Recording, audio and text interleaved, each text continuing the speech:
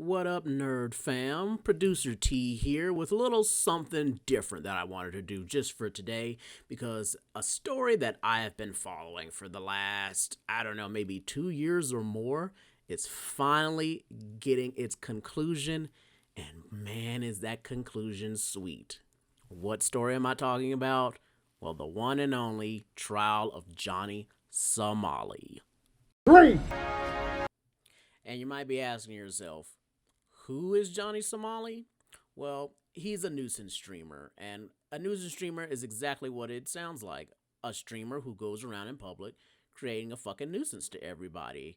And boy, was Johnny Somali pretty much the king of streamers like that. Other people such as Vitali is another famous one. We see Jack Doherty is another infamous one. I shouldn't use the word famous, but these people are nuisance streamers. Very annoying, making their problems everyone else's problems and then streaming it for likes, donations, and I blame the people who support them just as much as I blame them, because if they weren't getting any sort of money or recognition or clout, maybe they would have stopped. Who knows? But here's a couple clips to bring you up to speed of what Johnny has been accused of and basically what he's been found guilty of and what he's been doing from in multiple countries actually. So let's look at that. Johnny Somali came to Korea with the obvious intention of making clickbait videos to promote his provocative channel. However, the table seems to have turned as he is now being used to help Korean online streamers generate views. In his live stream, Somali shows two videos of him kissing a female YouTuber, claiming she is his girlfriend.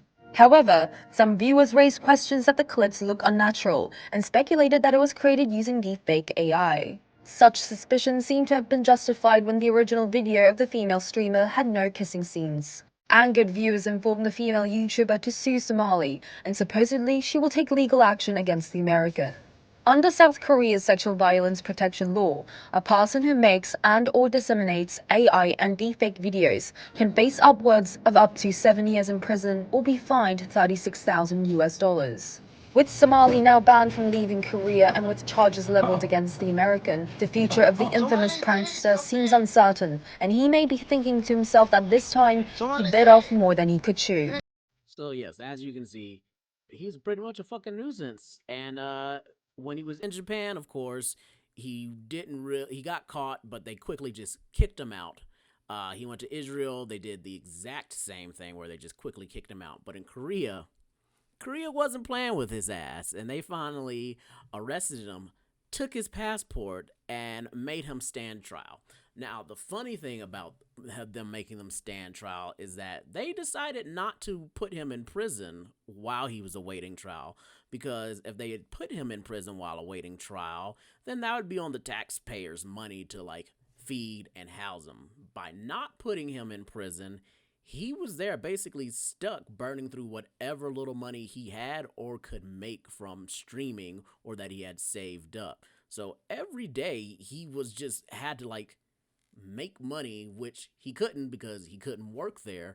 And then one by one, Kick, Twitch, and all these other streaming services, YouTube, were just kicking him off. So his money funds were just going bye bye. So at first I was kind of mad that they didn't throw him in jail, but when they explained that why should the taxpayers pay him? He's just gonna stay here in the country and basically make himself homeless the longer he stays, and he couldn't get out.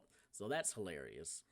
And then he had his friend Hank that he was just clearly mooching off of. So it actually put someone else in debt. So instead of the taxpayers paying it, it was his goof ass friend Hank who was basically supporting and egging him on. So, haha, Hank got some too that he had to go in debt for his lame ass friend. And so now we have finally moved on to the sentencing. The trial was long enough. I want to give a big shout out to one, Atozi. I loved your videos. Like, when I first heard about Johnny Somali, it was basically through Reddit, and then you were one of the main people that I saw always keeping me up to date on him and what was going to happen to him, and a bunch of other videos that you watch. I really love your shit, dude. And then also to Legal Mindset, who's been really giving us the in-depth information about how the Korean court system works. So shout out to those two creators. Go and like and subscribe their stuff. Also, guys, if you happen to watch this video, holler at your boy. That boy T Flim, he be making pins of all kinds of stuff. You guys can get you some pins made, get that merch. Let's do a little bit of business. Oh, okay. And speaking of legal mindset and Atozi, they've just both released what Johnny Somali was sentenced to. If you've watched a lot of their videos, they would tell you what the charges were, what the minimum and max was, and really, Johnny should have been looking at about 3 to 5 years with hard labor in prison. But as I just found out, he was only sentenced to 6 months in prison with hard labor, which I think is definitely a very light sentence for what he did. And he probably won't learn a lesson, but I don't know about you, but I don't want to fucking spend 6 months in prison. That sucks. I wouldn't want to spend 3 months in prison.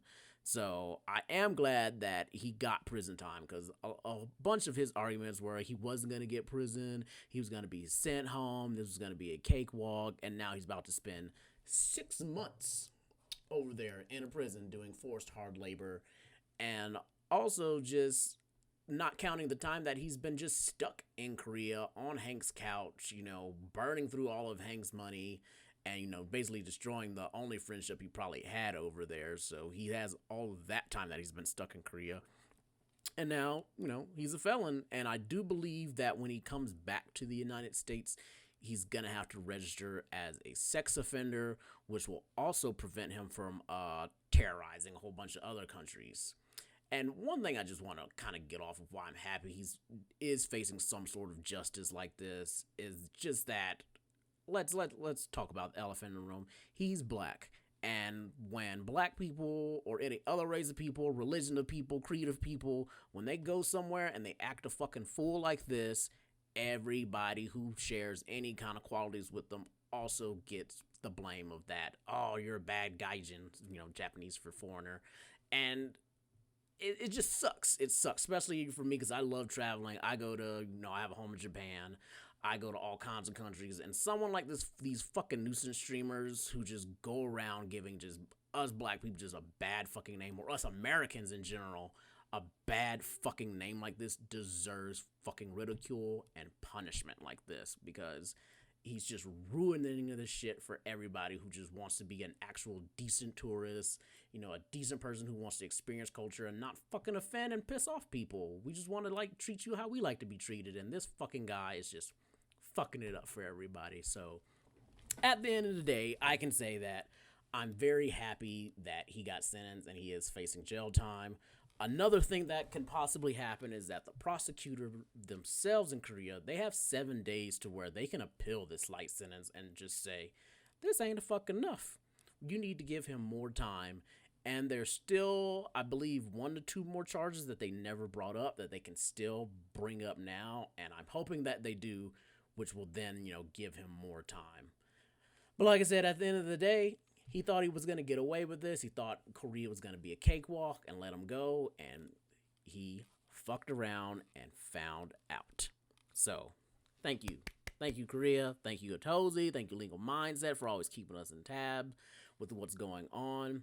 And if you guys like these type of videos like this, current events and stuff happening, leave it in the comments. I'll probably make more because, guess what? We are not AI on this channel. Here we are. Well, here I am, at least. Producer T. I'm not sure about the rest of the guys, but at least I'm real. So, thanks, nerds. Have a good night.